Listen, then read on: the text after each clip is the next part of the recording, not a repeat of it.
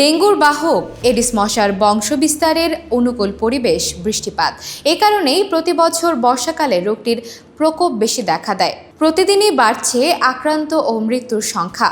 শনিবার সকাল ৮টা থেকে রোববার সকাল ৮টা পর্যন্ত ২৪ ঘন্টায় ডেঙ্গুতে আরও ১১ জনের মৃত্যু হয়েছে। একই সময়ে দেশের বিভিন্ন হাসপাতালে ভর্তি হয়েছে ১,১৭৯ জন, যা চলতি বছরে একদিনে সর্বোচ্চ মৃত্যুর রেকর্ড বলে জানিয়েছে স্বাস্থ্য অধিদপ্তর।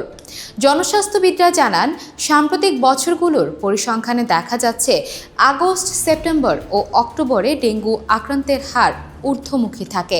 নভেম্বরের দিকে সেটি কমে আসে, কারণ নভেম্বরে বৃষ্টিপাত খুব একটা হয় না, বৃষ্টির পানি জমে থাকার সম্ভাবনাও থাকে না।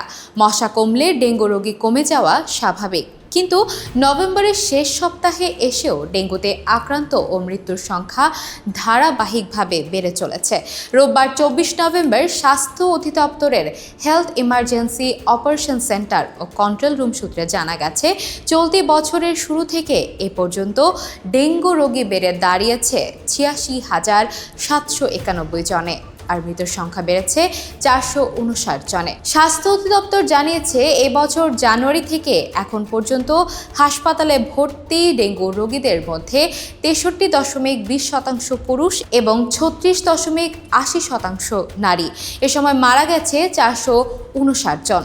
এর মধ্যে নারী মৃত্যু ৫১.১০% আর পুরুষ ৪৮.৯০%। জাতীয় প্রতিষেধক ও সামাজিক চিকিৎসা প্রতিষ্ঠান নিপসমের কীটতত্ত্ব বিভাগের বিভাগীয় প্রধান অধ্যাপক ডাক্তার মোহাম্মদ গোলাম সারোয়ার বলেন, গতানুগতিক ধারায় নভেম্বরে এডিস মশার প্রজননের জন্য অতটা অনুকূল পরিবেশ থাকে না। এ সময় ডেঙ্গুতে সর্বোচ্চ মৃত্যুর রেকর্ড দেখিয়ে দিচ্ছে পরিবর্তিত পরিবেশের প্রভাব কতটা মারাত্মক ও ভয়াবহ। যথাযথ বৈজ্ঞানিক নীতিমালার অভাবে মশক নামক ছোট্ট কীটটি কতটা প্রতিরোধী হয়ে উঠেছে সেটির বার্তা দিচ্ছে।